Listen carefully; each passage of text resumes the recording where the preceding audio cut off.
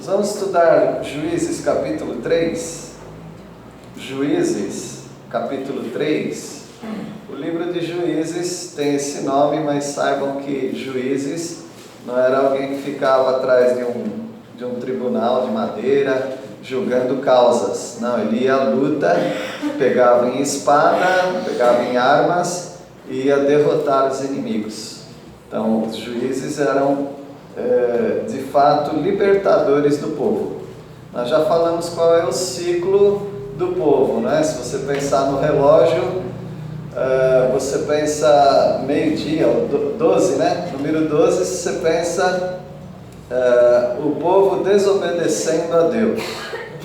Aí o ponteirinho vai caindo lá para o 3, aí você pensa o povo sendo oprimido.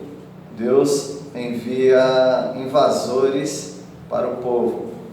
Aí lá no número 6, você vai encontrar o povo clamando a Deus para que os liberte dos inimigos.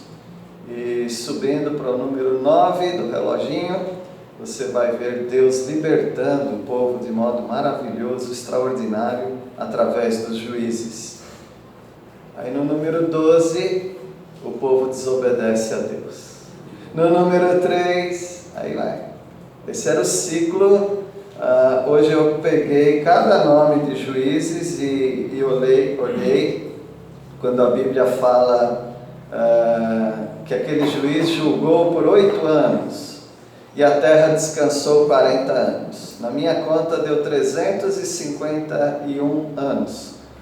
Mas alguns não têm essa informação. Quantos anos ele julgou, quantos anos a terra descansou. Os comentaristas dizem que totalizou 380 anos. Então, nas minhas contas, faltam uns 30 anos aí, né?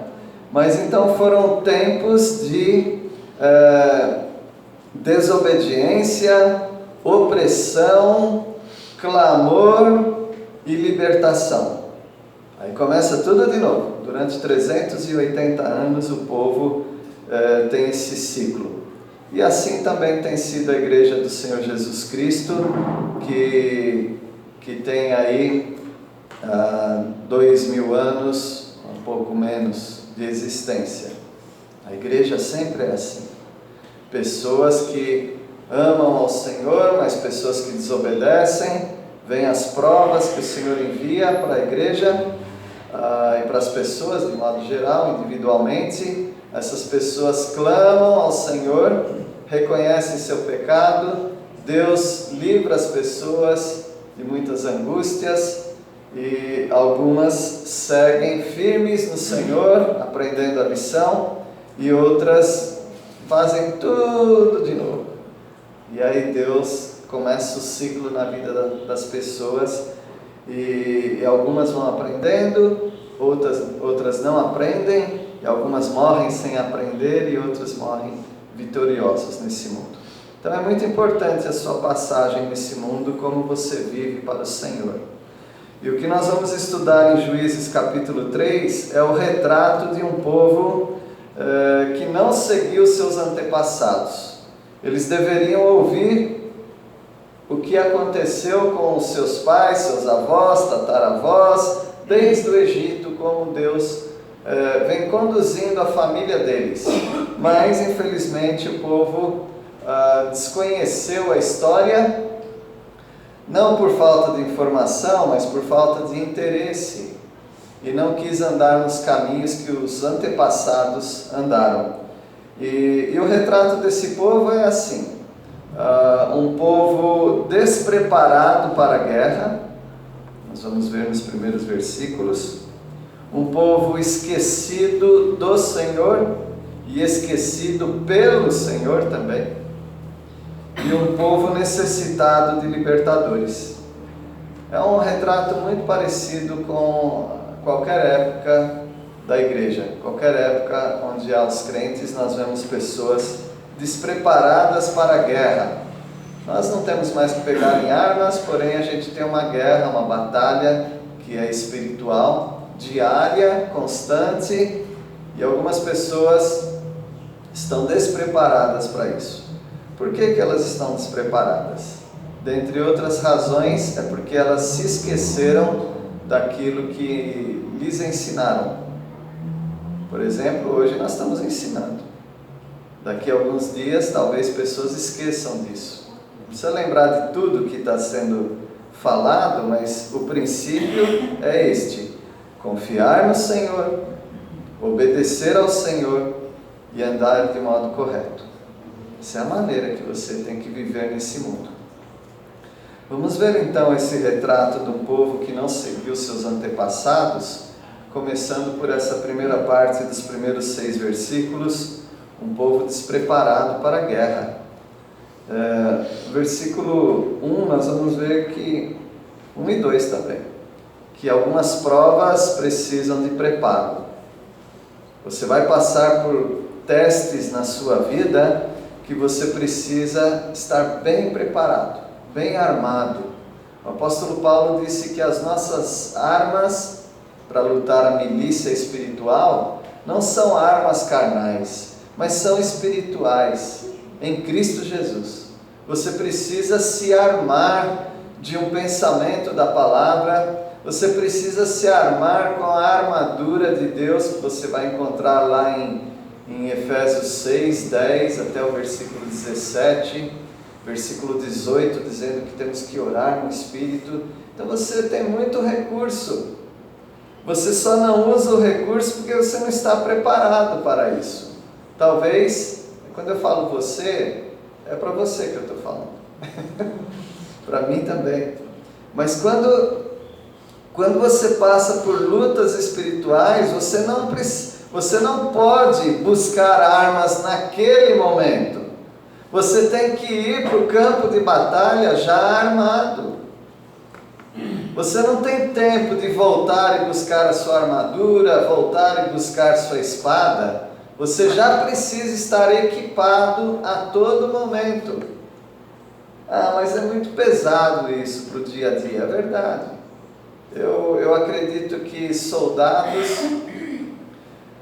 pensando nos soldados lá da cultura greco-romana, né, da Grécia, de Roma, eles tinham que atravessar às vezes florestas armados. Já pensou? Aquela armadura de ferro, de metal, capacete, espadas, adagas. Eles iam, aqueles apetrechos. A gente viu que quando Davi foi lutar contra o gigante Golias, ele se sentiu mal com aquela armadura. Ele descartou. Ficava melhor assim, né? Já matou leão, urso, então eu vou assim mesmo, sem arma, sem armadura. Mas nós não somos Davi, né? Nós temos que nos armar. Diariamente não é muito confortável, nos parece, você ficar andando com a armadura. Assim como diariamente parece meio pesado, você ficar pensando nas coisas de Deus, tem que orar mesmo, tem que ler a Bíblia todo dia, não é um exagero, não. Eu tenho que trabalhar, ficar acordando mais cedo, meia hora mais cedo para ter esse tempo. Então, você vai esperar chegar no campo de batalha para querer orar? No campo de batalha, qual o versículo que encaixa melhor agora? Não, você tem que ir armado antes. Um povo despreparado para a guerra. Versículo 1 e 2, veja que essas provas exigiam preparo, e preparo este que eles não tinham. Versículo 1. Aqui vai a lista das nações que o Senhor deixou para provar a nova geração de Israel, que não tinha tomado parte nas guerras de Canaã. 2. Ele fez isso somente para ensinar todos os israelitas a guerrear, especialmente aqueles que nunca haviam estado numa batalha. Eles eram crus nesse assunto de batalha. Nós vamos falar que o preparo, a obediência ainda é melhor do que o preparo, tá bom? Mas o preparo é bom. O povo tinha uma prova. vencer aqueles inimigos. Todo mundo já sabe o contexto, mas vale a pena repetir. O povo sai do deserto, muitos morrem, a nova geração entra pelo Rio Jordão, colocam 12 pedras, mostrando que Deus esteve com as 12 tribos de Israel. Eles vencem Jericó, eles quase perdem com Ai, mas depois resolveram um probleminha lá e ganharam Ai. Depois Josué distribui os territórios para as 12 tribos. Todos os territórios já estão delineados, é de vocês, mas tem que chegar lá e matar todo mundo. Mata e conquista. E eles começaram a ficar com amizade, aliança, um namorico com as tribos que haviam ali. Havia 9 tribos. E eles fizeram amizade com essas tribos que estavam ali em Canaã, mas eles adoravam Baal, a esposa de Baal, Astarote, uns rituais horrendos, em que eles se cortavam, praticavam sexo em conjunto diante daquelas estátuas. Eles também entregavam seus bebês para serem sacrificados para aqueles ídolos, e esse foi o preço da aliança, esse foi o preço de ter um coração muito bom e não matar os inimigos. Eles foram subjugados pelos inimigos. Com todas essas tribos eles sofreram, exceto com a tribo dos queneus. E o povo agora precisava se preparar para a guerra. Já deveria estar preparados, mas eles têm agora um grande desafio: guerrear sem saber guerrear. Imagina alguém do seu lado querendo ouvir de Deus e da salvação e você não sabe nem por onde começar na pregação do Evangelho. Você não sabe nem Romanos 3:23. Você não sabe nem Romanos 6:23. E você nem sabe Efésios 2:8 e 9. Como é que você prega o Evangelho? Você precisa se armar. Você precisa se preparar, para quando chegar o momento da batalha, você ter todas as armas a seu dispor, e mais do que as armas, você sabe manejá-las. Porque o que se procura de um obreiro, de um servo de Deus, é que ele saiba manejar bem a palavra da verdade, a palavra de Deus. E esse povo aqui não sabe manejar, não tem ginga para a luta. E Deus coloca aquelas nações, Deus poderia destruir aquelas nações, mas Deus já mandou que eles destruíssem. Já que não destruíram, chegou um limite que Deus falou: agora eu não vou mais expulsar essas nações, vocês vão ter que se virar aí com eles. E agora eles estão tentando se virar, tentando se preparar, mas era uma geração que não tinha experiência. É muito importante que os jovens observem os mais velhos na igreja. É muito importante que você saiba que tem um ciclo normal de aprendizado e você fica bem humilde aprendendo. E no momento você vai ensinar. Você vai estar no lugar dos seus mestres ensinando. Mas se esse ciclo for quebrado, como foi aqui, aí você tem uma geração fraquíssima.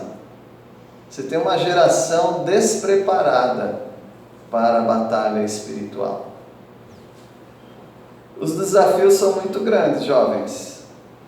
Os velhos já sabem disso, mas é bom lembrar também. Os desafios são muito grandes, são numerosos. Versículo 3. Os que ficaram foram 5 governantes dos filisteus, todos os cananeus, sidônios e heveus que habitavam as montanhas do Líbano, desde o monte de Baal Hermon até a entrada de Amate. Norte a sul, leste a oeste, muitos inimigos. Olha, se falasse que tinha uma tribo dos filisteus, eu já ia tremer. Porque os filisteus foram os inovadores de arma de ferro. carros de ferro. Esses homens eram temíveis. Então, só um clã dos filisteus já era para amedrontar. Agora aqui diz que são 5. Fala também todos os cananeus, os sidônios, de Sidom, no norte, os heveus, os que habitavam as montanhas do Líbano, ao norte de Israel, desde Hermon, ao sul, até Amate, norte. Ou seja, esse povo está no meio de um vespeiro. E Deus disse que o prazo de validade acabou. Deus ia abençoar o povo para entrar e destruir todos esses. Como eles enrolaram e não destruíram, agora o prazo de validade acabou. Não vai ser tão fácil mais. Agora vocês vão ter que negociar com eles, ou vocês vão ter que partir para a guerra. Mas como partir para a guerra se eles nem sabem para que lado usa uma faca? Às vezes acontece isso também com muitos crentes. Na hora que surge a oportunidade ou as dificuldades, ele nem sabe por onde começar. Se você não está treinando, você não está preparado. O lugar de treinamento para o crente é na igreja. Ah, mas não pode ser em casa, não? Tá bom. Quem aqui faz exercícios físicos e que buscam academia, fazem. Estou pagando, tenho que ir, não quero, mas vou. Mas eu procuro desafios de pessoas que fazem em casa. Você faz em casa exercício? Tem gente que fala, eu tenho isso, eu tenho aquilo, eu tenho ergométrica, eu tenho isso. Tem uma academia dentro de casa e você usa? De jeito nenhum. Ninguém faz exercício em casa. Muito difícil acontecer. Portanto, aqueles crentes que falam, eu posso me preparar em casa, a pergunta é, você está se preparando? Esse é o lugar de treinamento. Para quando você enfrenta as dificuldades reais das batalhas espirituais que se apresentam a você diariamente, você está preparado. E eles têm que enfrentar esse monte de gente aqui. Os desafios são numerosos. Embora eu esteja falando de preparo, eu quero falar da obediência. A obediência ainda é mais importante do que o preparo. Só que eu não encontro ninguém que seja obediente que não esteja preparado. Entendeu? Você fala, eu não vou me preparar muito, mas eu vou ser obediente. Obediente a quê? A obediência vem a partir da leitura da palavra e da oração, da submissão e do contato com os irmãos. Se você não tem isso, você vai ser obediente a quê? A obediência, ela não trabalha num espaço vazio. A obediência sempre está alicerçada nos princípios que Deus exige para os crentes. Quais são esses princípios? Ler a Bíblia diariamente, orar por você, pelas necessidades dos outros, encontrar-se com o povo de Deus, praticar uns aos outros. Não dá para praticar uns aos outros em casa, tem que ser no meio do povo de Deus. Aí você está criando músculos espirituais, você está conseguindo preparar-se para o momento das batalhas, que são muitas, são muitos. Então a obediência é melhor do que a capacidade. Ah, mas eu não sou muito capaz, eu não leio bem, eu não falo bem, eu não argumento nada. Não tem problema. Essas capacidades não são tão importantes. O importante é o quanto você é obediente ao Senhor e à palavra dele. Versículo 4. Esses povos foram deixados para pôr Israel à prova, para ver se obedeceriam aos mandamentos que o Senhor tinha dado a seus antepassados por meio de Moisés. Aqui não está falando, Deus deixou esses inimigos para ver se eles conseguiam derrotá-los. Não fala isso. O versículo fala que aqueles inimigos foram deixados ali para colocar Israel à prova, para saber se dariam ouvido aos mandamentos que havia sido ordenado pelos seus pais por intermédio de Moisés. A questão não é se você sabe guerrear. A questão é se você sabe obedecer. Se você sabe obedecer, Deus dá um sopro e os exércitos caem. Você não precisa ser habilidoso nas armas, embora a gente está falando que o preparo é importante, mas Deus quer a sua obediência. Se essa geração aqui entrou num intervalo, né, de despreparo, não tem problema. Deus vai preparar a próxima geração, mas essa geração tem que ser obediente. Porque Deus já falou, não por força nem por violência, mas pelo meu espírito, diz o Senhor. E Ele diz também, a alegria do Senhor é a vossa força. Então a nossa vitória não está no que podemos fazer, mas a nossa vitória está em obedecer ao Senhor e crer que Ele vai nos abençoar. Mas eu volto a dizer, ninguém vai chegar num estágio desse se não praticar o que a palavra de Deus manda. Ler a Bíblia, orar, estar no meio dos irmãos, praticar aquilo que Deus nos diz. Obediência. Agora eles estão sendo colocados à prova, se obedecem ou não. Eles foram reprovados, tá bom? Já vou dar aqui a continuidade da história. Eles foram reprovados. Mas eles não tinham vitórias? Tinham vitórias, derrotas, vitórias, derrotas, vitórias, derrotas. O crente não vive assim. O povo de Deus nunca entra em derrota se está obedecendo a Deus. Só há vitórias.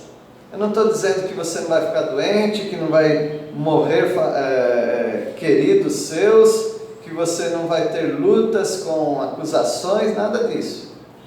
Essas são lutas. Os inimigos estão ali, mas a questão é se está tendo vitória sobre essas coisas. E Deus quer para você vitória. E no versículo 5 e 6 também, nós vamos ver o despreparo. O despreparo deles, tanto em capacidade, em treinar, quanto em obedecer. Isso é um despreparo total. E além do despreparo, relacionamentos errados. Aí você ajunta as duas coisas. Um crente que não ama a palavra de Deus e o contato com os irmãos, e que além disso ele anda com pessoas erradas. O que você quer de uma pessoa dessa? Fica parecendo um incrédulo. É uma pessoa que, além de despreparada, desobediente, está fazendo amizade com gente errada, está amando as coisas de Satanás e andando com os filhos de Satanás. Aí a derrota na certa. Versículo 5. Habitando, pois, os filhos de Israel no meio dos cananeus, dos heteus e amorreus e fariseus e heveus e jebuseus.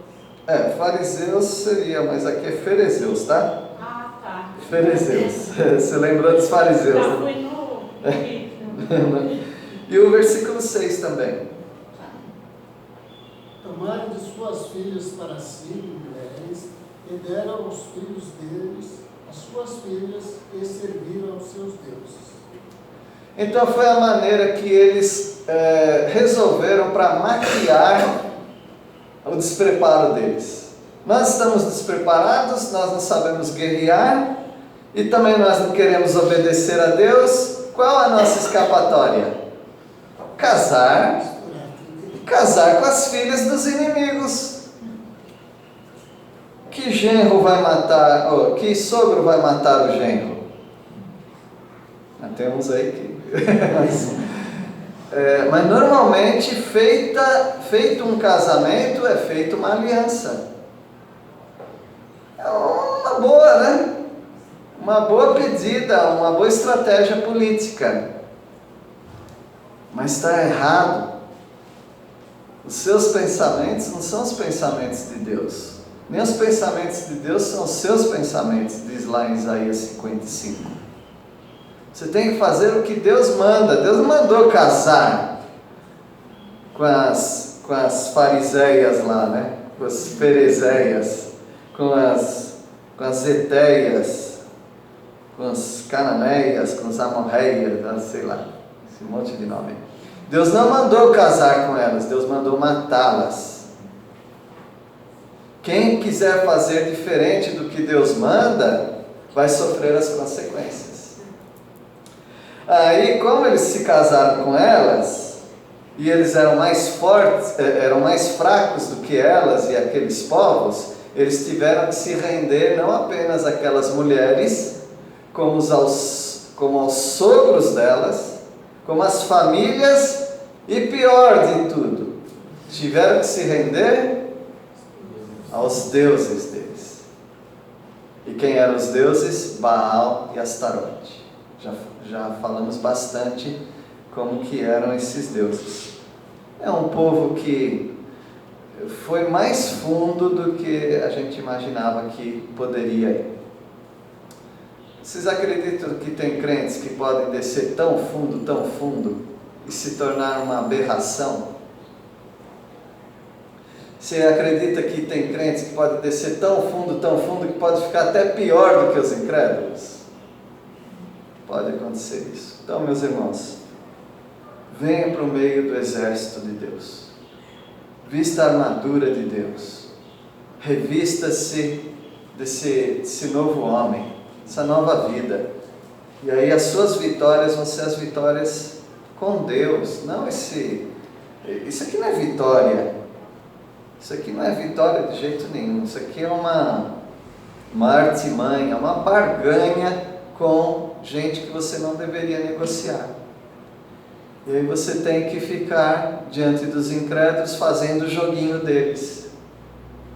Mas eles gostam tanto de mim. Gostam porque você não abre sua boca para falar contra a idolatria, contra a irreverência, contra a imoralidade. Você anda, se não igual a eles, concordando com eles. Aí é claro que eles são bonzinhos com você. Não quer perder o pescoço, exatamente. Então é um povo despreparado para a guerra. Eu acho que nós temos muitos crentes despreparados também para a batalha espiritual. Até alguns preparos que são bons na vida, tá bom? Você tem que se preparar, assim como você tem que se preparar para a vida no dia a dia, você precisa se preparar espiritualmente. E eu tenho falado com alguns alunos, várias pessoas, por exemplo, é bom aprender, não é? Preparo é aprendizado. O que é bom aprender no dia a dia? É bom aprender a cozinhar. O Joãozinho é cozinheiro de mão cheia, né? Você não precisa ser igual ao Joãozinho, mas você precisa aprender a cozinhar. Quem não sabe cozinhar precisa aprender. Eu aprendi meio tarde, mas estamos aí. Precisa aprender a cozinhar. Você precisa aprender a fazer pequenos reparos na sua casa. Não é bom aprender a fazer isso? Se não aprende, você tem que gastar dinheiro, né? Que mais que é bom aprender? É bom aprender a estudar. Opa, comendo comida aí? Tem gente que sabe cozinhar e sabe fazer reparos na casa, mas não sabe estudar. Tem gente que não é estudioso, não gosta de estudar. Você precisa aprender a estudar. É importante também aprender a trabalhar. Tem gente que não sabe trabalhar, mas é importante. Então, todas essas coisas são importantes. Vocês concordam comigo, né? São importantes aprender. E por que não é importante aprender a Bíblia? Aprender a Bíblia, a palavra de Deus, é muito importante. Você precisa aprender. Você precisa se desenvolver. Você precisa aprender a ter bons relacionamentos. Tem gente que não gosta de relacionamento, mas você precisa aprender. Porque depois, quando você precisar, você vai ter que imitar o que é um bom relacionamento. Você não sabe ter um bom relacionamento. Você precisa ter. Com o povo de Deus, precisa ter relacionamentos. Como é que faz? Primeiro esteja no meio do povo de Deus. Depois as coisas acontecem. Porque o povo de Deus é um povo tão bom para relacionamentos, que você fica só assim, ó, parado, que logo vem alguém conversar com você. Você não precisa fazer nada. O povo de Deus já é um povo relacional. Você precisa aprender isso, senão você está fraco, despreparado para a batalha que nós temos nesse mundo. Esse mundo não é nada fácil, irmãos. Eu não preciso ser nenhum profeta para falar, eu não sou mesmo, mas as coisas vão piorar, viu? As coisas vão piorar no mundo. E à medida que as coisas no mundo pioram, os crentes também pioram. Os crentes que não são ligados à igreja e ao povo de Deus. Eles têm que piorar juntos para acompanhar o mundo. Ou eles passam para o lado do exército de Deus. E aí eles começam a se fortalecer. É o meu desejo que todos estejam preparados, porque a gente já viu 380 anos de lutas desse povo por falta de preparo. Mas também é um povo esquecido do Senhor.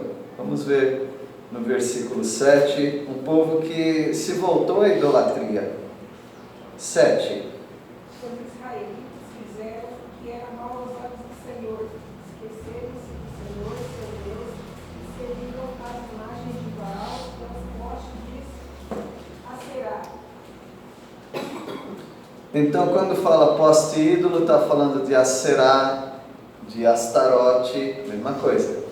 E de Baal, os Baalins, né? Que são as coisas sagradas de Baal. E os postes ídolos, que são a adoração à esposa de Baal, que é Astarote, Aserá.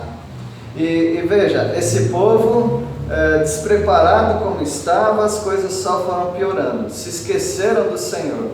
E para se manter nesse mundo, naquele mundo, eles tiveram que fazer aliança com seus inimigos. Hoje, se um crente não está firme na igreja, para ele sobreviver nessa sociedade, ele tem que fazer amizade com os incrédulos, amizades perigosas.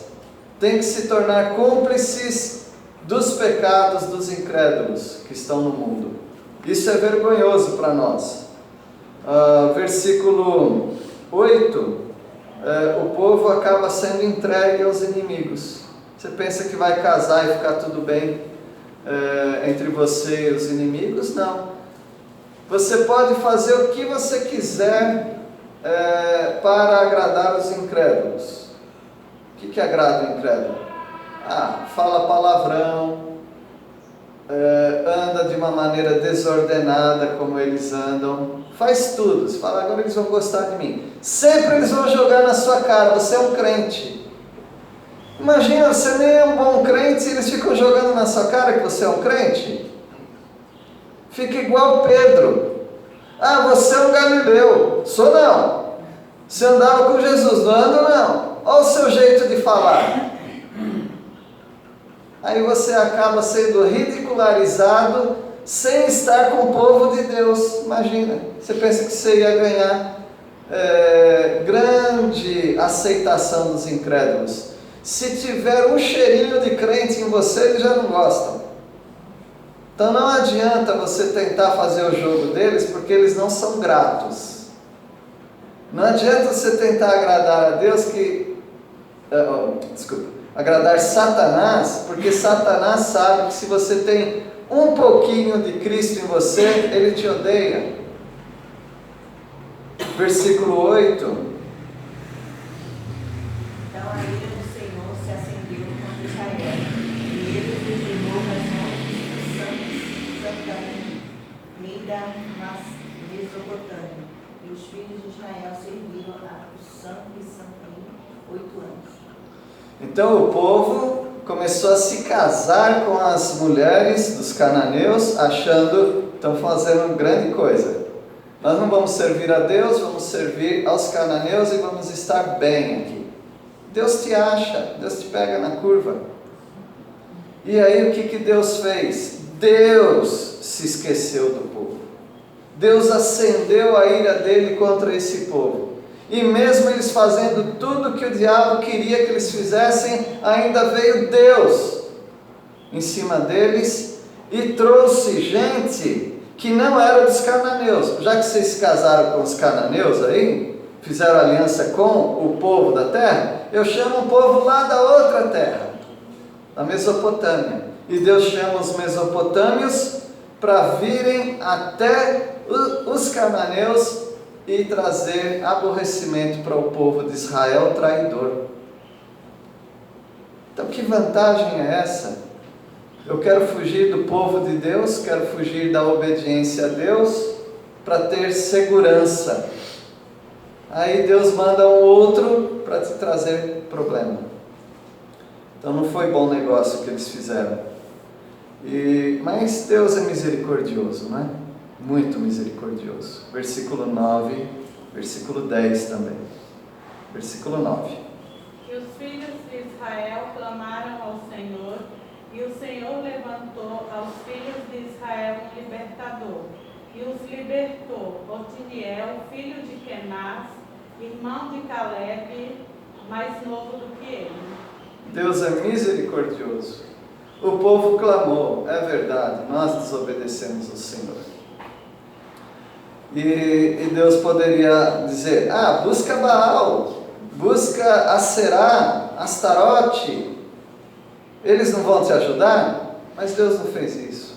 Deus levanta Otiniel, quer dizer leão, e Deus levanta esse leão aqui da tribo de Judá, uma figura de Cristo Jesus também, né?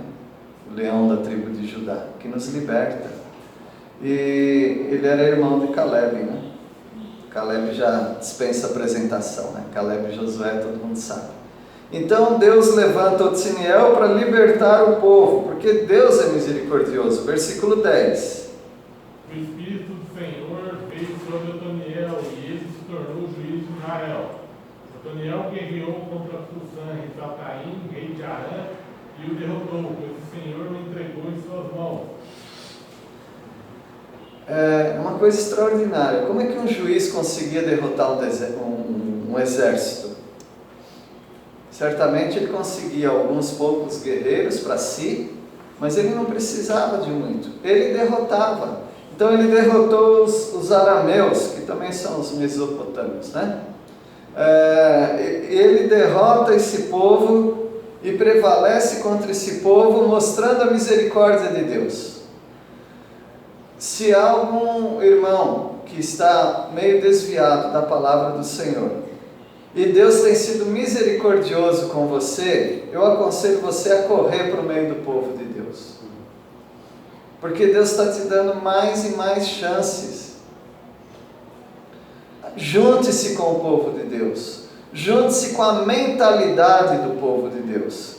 Deixe esses inimigos. Deixe os incrédulos. Jesus falou, não rogo que os tire do mundo, mas que os guarde do mal. Você não vai ter que sair desse mundo, você tem que se relacionar com os incrédulos.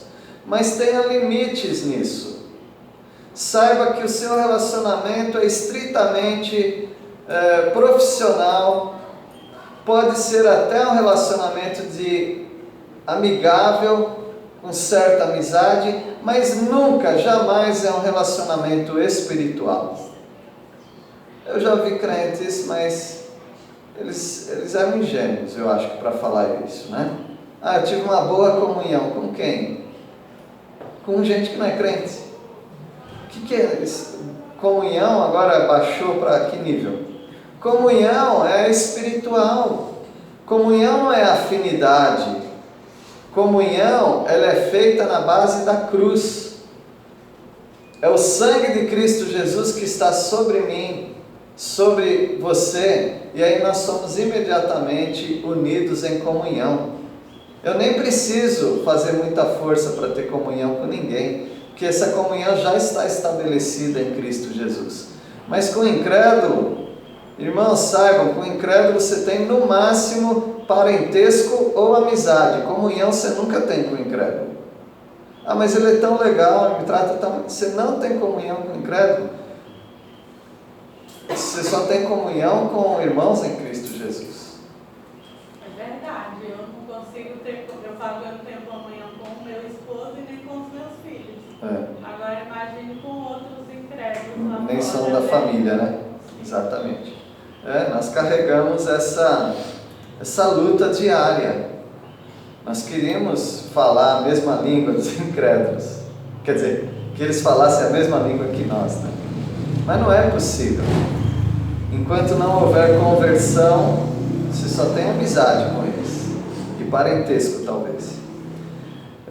No versículo 11, há uma bonança, né? Pode ler. Houve paz na terra durante 40 anos, até a morte de Otoniel, filho de Kenaz. Esse até que é perigoso, né? Eles tiveram paz até.